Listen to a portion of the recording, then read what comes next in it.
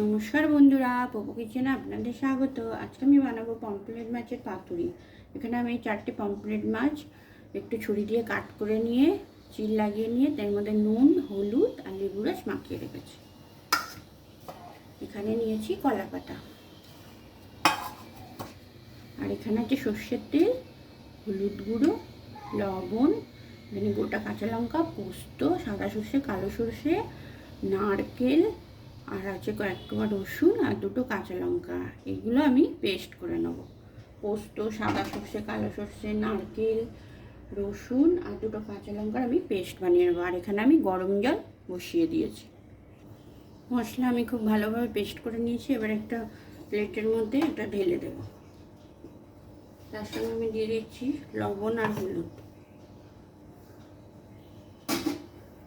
তার সঙ্গে দিয়ে দিলাম সর্ষের তেল। ভালো করে মাছের সাথে এটা মাখিয়ে নেব।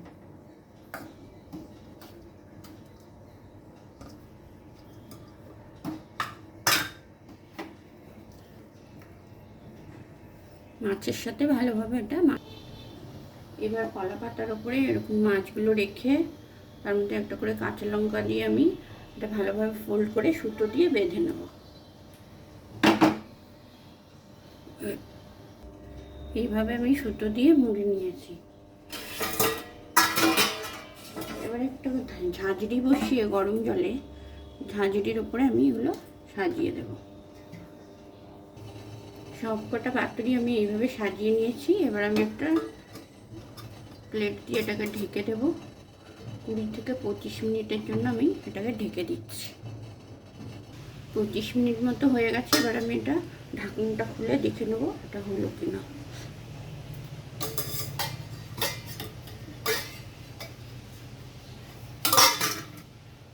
ভাপে পাতা তো নরম হয়ে গেছে। এবার আমি দেখে নিচ্ছি এটা খুলে হলো কিনা।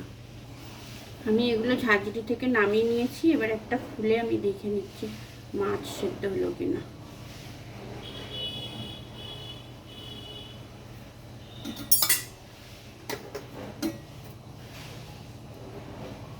মাছ ভালোভাবে সেদ্ধ হয়ে গেছে।